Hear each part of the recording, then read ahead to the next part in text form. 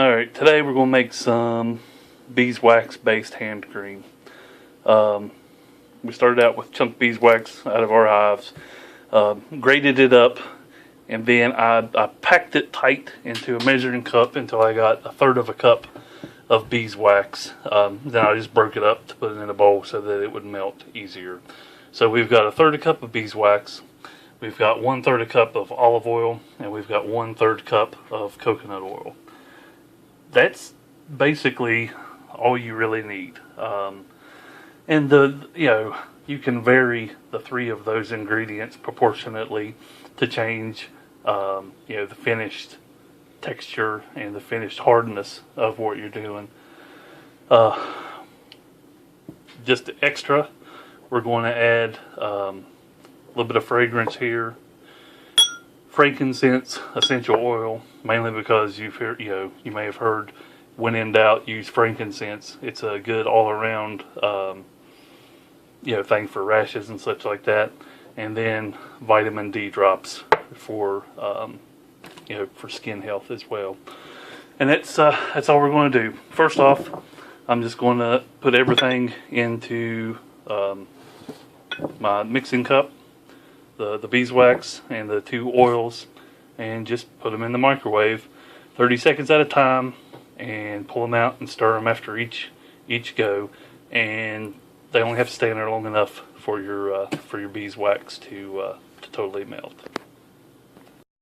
Minute and a half in the microwave. You can see everything has dissolved. It's pure liquid. And what we do is we'll take a spoonful and we'll just put it out here and let that cool completely to room temperature. And that's just a good way to gauge the batch. Like I said, you can switch up your amount of beeswax and your amount of oils depending upon what you like. So you put a little sample out here and let it cool off, and then you can feel that. If it's too hard, you could reduce the amount of wax. If it's too soft, you could increase the amount of wax. Same thing with the oils. You can add more oil or take away oil, depending upon how it turns out and how you like it. Right, in our opinion, it was just a little bit too solid. So we added another little shot of olive oil, not much, just a few tablespoons. And we did another little second test batch, and everybody seemed to like it. So all that's left now is to hit it with all this stuff. I'm probably just going to do like 1 drop of fragrance, a couple drops of frankincense, and maybe 4 drops of the vitamin D. All right, we ended up doing 2 drops of fragrance, 2 drops of frankincense, and 4 drops of vitamin D. The smell of that seemed pretty good. Now we're just going to pour it in a tin and let it cool. These tins, by the way, I got these from specialtybottles.com.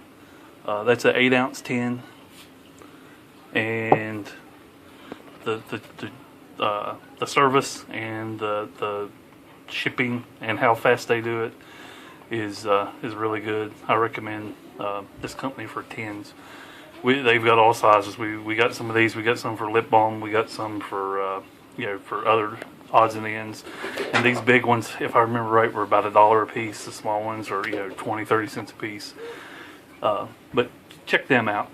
But we'll pour that in, let it cool a little bit.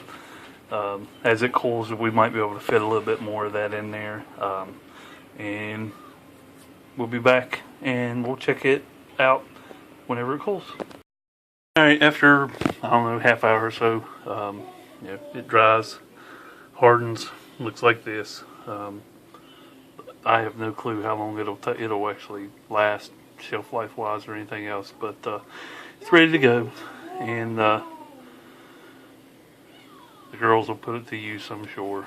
But any questions you might have, leave them in the comments. Like the video and subscribe.